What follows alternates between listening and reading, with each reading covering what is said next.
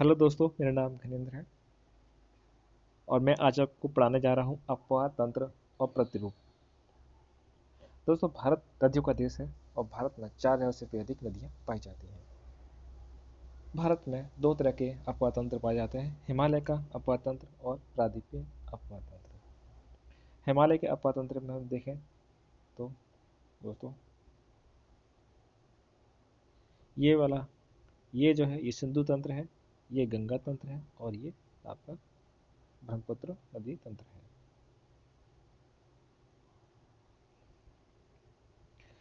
हिमालय के अपवाह तंत्र में दोस्तों, हिमालय एक मिनट दोस्तों, थोड़ा सा इसको मिटा देते हैं। हिमालय हिमालय से पूर्व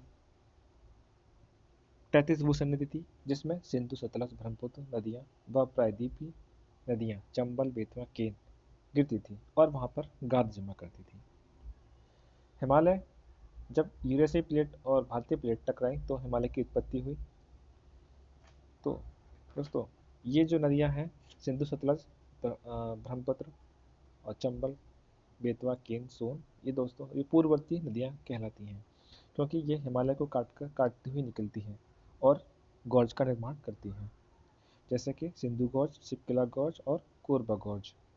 कोरबा गॉर्ज दोस्तों हमारा अरुणाचल प्रदेश में है। तो दोस्तों, अनुवर्ती नदियाँ क्या होती हैं? अनुवर्ती नदियाँ वे नदियाँ होती हैं जो ढाल बनने के पश्चात ढाल के अनुरूप बहना प्रारंभ करती हैं। ये हमारी अनुरूप नदियाँ होती हैं।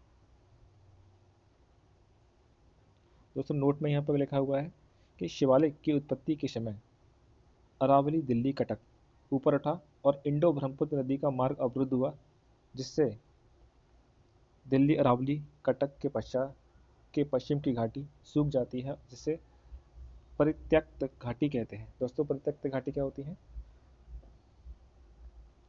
किसी हिमालय के, जैसे मान लो कहीं किसी टाइम पे कोई नदी जा रही थी और उसके बीच में कोई हिमालय या फिर कोई पहाड़ बन जाता है, तो क्या होता है, उसका रास्ता अवरुद्ध होता हो जाता है। तो उसके जो छायावर्ती वाला क्षेत्र होता है, तो वो पार्ट सूख जाता है, उसी को हम बोलते हैं परित्यक्त घाटी। परित्यक्त घाटी। हम्म। अपवाह तंत्र, अगर देखा जाए हिमालय अपवाह तंत्र में तीन नदियां हैं, सिंधु सिंधु सिंधु तंत्र और गंगा तंत्र और ब्रह्मपुत्र तंत्र।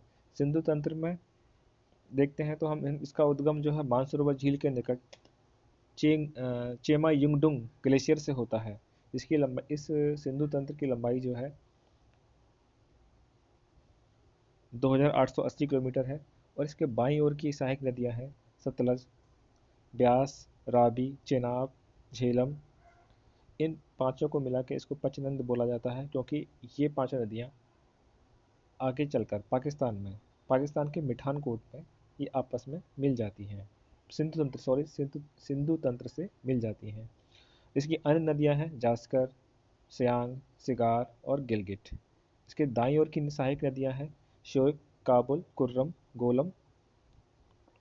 जिसमें जो काबुल है वो अटक के पास सिंधु नदी में मिल जाती है। दोस्तों, झेलम जो है पीर पंजाब श्रेणी में स्थित बैरी नाग के समीप शेषनाग झील से निकलकर बूलर झील में और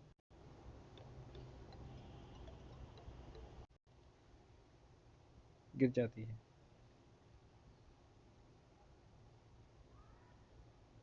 झेलम पीर पंजाल में स्थित, सॉरी सॉरी दोस्तों, अनंतनाग और बारामूला। ये जो झेलम नदी है अनंतनाग और बारामूला तक नौगम्य है और झेलम रावी पाकिस्तान में चिनाब नदी में मिल जाती हैं।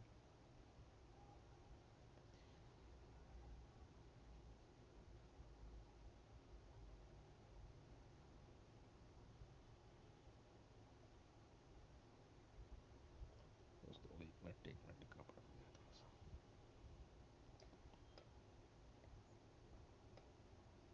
क्या हुआ?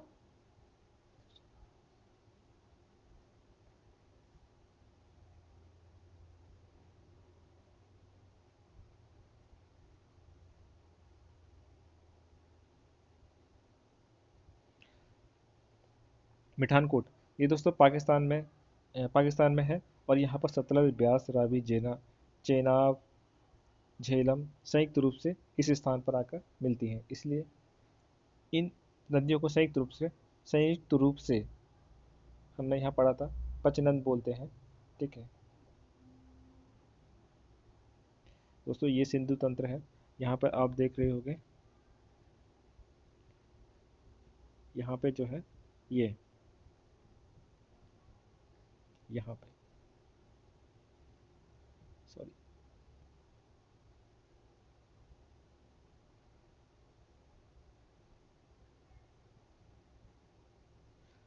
ये यहाँ पे ये मिठानकोट है। यहाँ पे ये पांचों, सतलज, रावी, चेनाब, झेलम, ये सभी आकर यहाँ पे सिंधु नदी पे मिल जाती हैं पाकिस्तान में।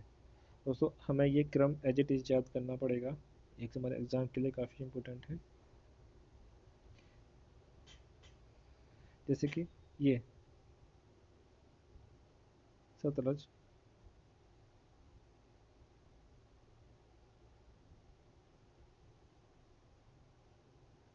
दोस्तों ये सतलज है, यहाँ पे ये रावी है, और ये चिनाब है, और ये झेलम है। ये इसको एजेटिक क्रम से याद पूछता है कि उत्तर से दक्षिण नदियों का क्रम लगाएं: झेलम, चिनाब, रावी और सतलज।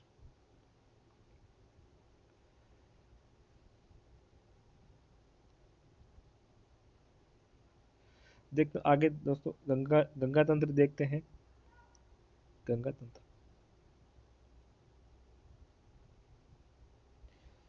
इसका उद्गम गोमुख के निकट गंगोत्री हिमनद से निकल ये इसका जो उद्गम होता है वो गोमुख के निकट गंगोत्री हिमनद से होता है। गंगा की दो सहायक गंगा पहले जहाँ से निकलती है, यह दो पार्टों में डिवाइड होती है: अलकनंदा और भागीरथी। अलकनंदा हमारी संतोपन हिमानी से निकलती है। ठीक है, आगे जो है अलकनंदा दो धाराओं में बढ़ जाती है: धौली गंगा और Vishnu Ganga. Sorry sorry sorry जो धौली गंगा, विष्णु गंगा विष्णु प्रयाग पे मिलती हैं और ये अलकनंदा का निर्माण करती हैं। पिंडर नदी और अलकनंदा कर्णप्रयाग में मिलती हैं, और मंदाकिनी और अलकनंदा रुद्रप्रयाग पर मिलती हैं। गंगा हरिद्वार से निकलकर मैदानी भागों में प्रवेश करती है। यमुना गंगा की सबसे बड़ी सहायक नदी है और प्रयाग में मिलती है। गंगा के बाईं ओर की सहायक नदियाँ कौन कौन सी हैं? रामगंगा, वरुणा, गोमती, घाघरा, गंडक, बूढ़ी गंडक और महानदी। दोस्तों अब दाएं ओर की नदियाँ कौन सी हैं? यमुना, टोंस और सोन। जो टोंस और सोन है वह दक्षिणी पठार से निकलकर गंगा में मिलती हैं। गंगा की सर्वाधिक लंबाई उत्तर प्रदेश में है, और भागीरथी और हुगली गंगा की दो वितरिकाएं हैं।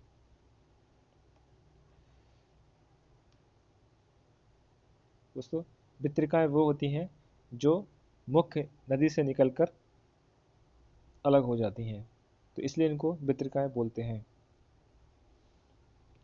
आगे जो है हुगली नदी दामोदर नदी में मिलती है, और आगे हुगली नदी दामोदर नदी में मिल जाती है, और इसी पर फर्क का बांध बना हुआ है। और आगे भागीरथी बांग्लादेश में जाती है, जहाँ पे इसे पद्मा बोला जाता है, और गोलंडो के पास ब्रह्मपुत्र नदी में यह मिल जाती है। आगे चलकर यह मेघना में मिलती है, और इसे वहाँ पे मेघना बोला जाता है। देन उसके बाद यह बंगाल की खाड़ी में गिर जाती है।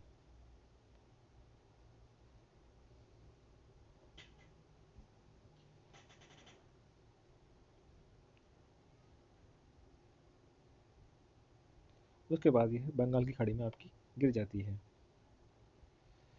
दोस्तों गंगा ब्रह्मपुत्र नदियाँ विश्व का सबसे बड़ा डेल्टा बनाती हैं, जिसे सुंदरबन डेल्टा कहते हैं।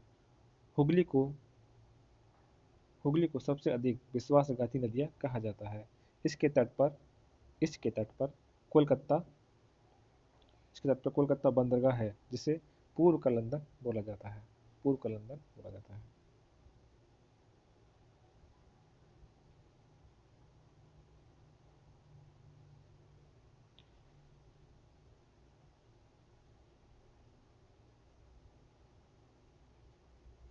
दोस्तों यहाँ पे यमुना नदी दे रखी है।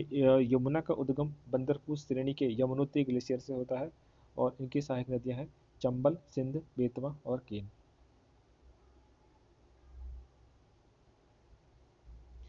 ये दोस्तों गंगा तंत्र है, आप यहाँ पे देख सकते हैं। ये रामगंगा है, ये रामगंगा है, और यह जो है आपकी, ये गोमती है, ये गोमती है, ये घग्गर है, ये गंडक है, और यह कोसी है। दोस्तों आपको इनका क्रम एज इट इज ही याद करना है। रामगंगा, गोमती, घग्गर, गंडक, देन कोसी।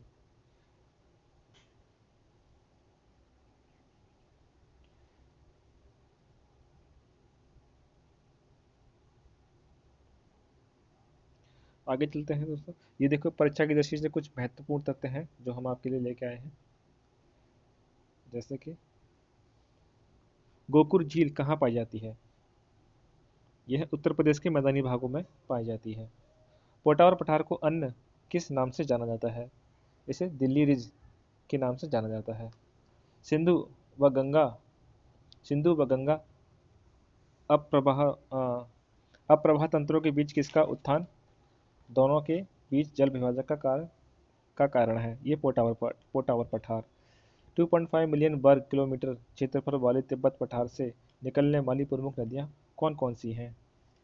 दोस्तों यह है यांगतीसी नदी, हवांग, इसको पीली नदी भी बोलते हैं, सिंधु नदी, सतलज नदी, ब्रह्मपुत्र, मेकांग और इरावदी नदी। प्लेस्टोसीन काल में किस गैप द्वारा राजमहल पहाड़ियाँ और मेघालय पठार अलग हुए? दोस्तों ये मालदा गैप है। ये मालदा गैप जो है राजमहल की पहाड़ियाँ और मेघालय के पठार को अलग करता है।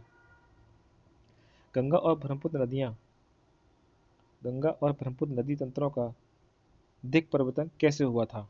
मालदा गैप के अधोक्षेपण द्वारा। किस किसे गंगा नदी का वाटर टावर कहा जाता है? तो दोस्तों इसे नेपाल को गंगा नदी का वाटर टावर कहा जाता है। भारत में हिमालय की नदियों में सबसे पश्चिमी नदी कौन सी है? तो सबसे पश्चिमी नदी दोस्तों सिंधु है। सिंधु नदी जम्मू कश्मीर के किस एकमात्र जिले से गुजरती है? दोस्तों ये लेह से गुजरती है।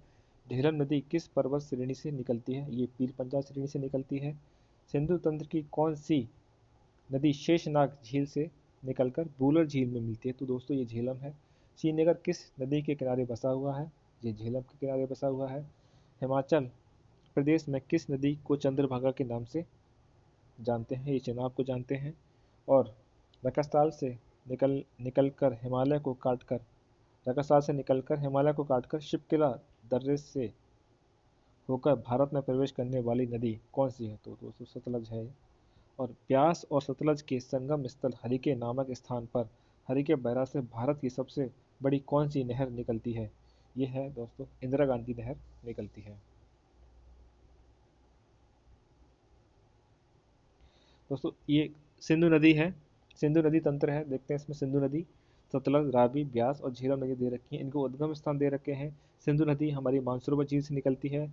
इसकी लंबाई 2880 किलोमीटर है और इसका संगम जो होता है अरब सागर में होता है। इसकी सहायक नदियां हैं श्योक, सिगार, गिल गिल्बमत, सतलज, चेनाब, रावी, ब्यास, झेलम।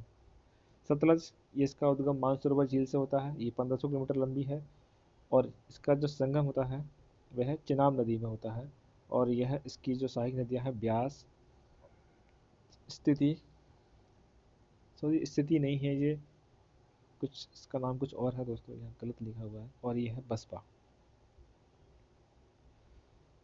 और रावी नदी रोहतांग दर्रे से निकलती है और इसकी लंबाई 720 और ये इसका संगम चिनाब नदी में होता है। और ब्यास नदी भी रोहतांग दर्रे के पास से ब्यास कुंड से निकलती है दोस्तों। इसकी लंबाई 625 किलोमीटर और इसका संगम सतलज नदी में होता है। और इसकी जो सहायक नदियां हैं पार्वती, हुरला और तीर्थन। झेलम शेषनाग झील से निकलती है। शेषनाग झील दोस्तों पीर पंजाब श्रेणी पर स्थित है और यह 1180 किलोमीटर लंबी है और इसका जो संगम है वह चेनाब नदी में होता है।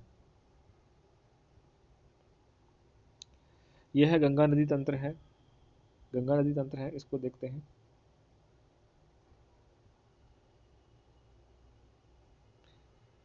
दोस्तों, गंगा नदी का जो उद्गम होता है वह गंगोत्री के निकट गोमुख से होता है। इसकी लंबाई 25 यानी कि 2525 किलोमीटर है। संगम इसका बंगाल की खाड़ी में होता है। इसकी सहायक नदियां हैं यमुना, गंडक, घाघरा, टोंस। और दोस्तों विंध्य क्षेत्र से, ये टोंस जो है विंध्य क्षेत्र से निकलती है। और ये सोन, रामगंगा, बागमती, कोसी, ये इसकी सहायक नदियां हैं। यमुना यमुनोत्री ग्लेशियर से निकलती है और इसकी जो लंबाई है 1385 किलोमीटर। इसका संगम इलाहाबाद में गंगा से होता है। इसकी सहायक नदियां टोंस जो हिमालय से क्षेत्र से निकलती है, चंबल, सिंध, बेतवा, केन। चंबल चंबल नदी, ये इसका उद्गम जान पावा पहाड़ी यानी कि मऊ से होता है। 965 किलोमीटर लंबी है और यह इटावा के निकट यमुना में इसका संगम होता है। यमुना में इसका संगम होता है कहाँ पे? इटावा के निकट। इसकी सहायक नदियां हैं काली सिंध, बनास, पार्वती, क्षिप्रा और खारी। रामगंगा, ये नैनीताल के समीप इसका उद्गम होता है, 602 किलोमीटर लंबी, और कन्नौज के निकट गंगा से मिलती है। घाघरा, यह मुप मुप्सातुंग हिमानी से निकलती है। ये मुप्सातुंग हिमानी नेपाल में स्थित है। इसकी लंबाई 1080 किलोमीटर है और छपरा के समीप ये गंगा से मिलती है। इसकी जो सहायक नदियाँ हैं वह चौकिया, छोटी गंगा, राप्ती, शारदा और सरयू। गंडक, यह बृहद हिमालय यानी नेपाल से निकल बृहद हिमालय जो कि नेपाल में अवस्थित है, वहाँ से निकलती है। इसकी लंबाई 425 किलोमीटर है। पटना के समीप सोनपुर में गंगा से इसका संगम होता है। इसका संगम पटना के समीप होता है। इसकी सहायक नदियाँ काली, गंडक और त्रिशूल गंगा है। कोशी नदी, यह गोसाई धान शिखर, इसको सप्त कौशिकी क्षेत्र जो कि नेपाल में है वहाँ से निकलती है। गोसाई धान शिखर से निकलती है कोशी नदी। 730 किलोमीटर लंबी है। गंगा नदी में इसका संगम होता है और अरुणा इसकी एकमात्र सहायक नदी है। बेतवा विंध्य पर्वत क्षेत्र से निकलती है। ये विंध्य पर्वत जो रायसेन जिला में जो विंध्य पर्वत है वहाँ से इसका उद्गम होता है। यह हमीरपुर में यमुना से मिलती है, हमीरपुर के निकट यमुना में मिलती है। सोन, ये अमरकंटक की पहाड़ियों से निकलती है जो कि मैकाले पर्वत श्रेणी पर अवस्थित है। ये 780 किलोमीटर लंबी है और पटना के समीप गंगा से मिलती है। रिहंद इसकी सहायक नदी है। दामोदर, ये छोटा नागपुर पटावा से निकलती है, ठीक है। 541 किलोमीटर की लंबाई है। हुगली नदी में इसका संगम होता है और कोनार, जमुनिया, बराकर इसकी सहायक नदी है। ब्रह्मपुत्र, ये चोमा युंगडुंग हिमानी से निकलती है और 2900 किलोमीटर इसकी लंबाई है और इसका जो संगम होता है वह गंगा में होता है, तब यह पद्मा नाम से जानी जाती है। इसकी सहायक नदियाँ हैं डिबो, लोहित, संसरी, नोवा, देहांग, तीस्ता और मानस। दोस्तों यहीं पर ये वीडियो समाप्त होता है। आपको वीडियो कैसा लगा प्लीज़ कमेंट करें और शेयर करें। धन्यवाद।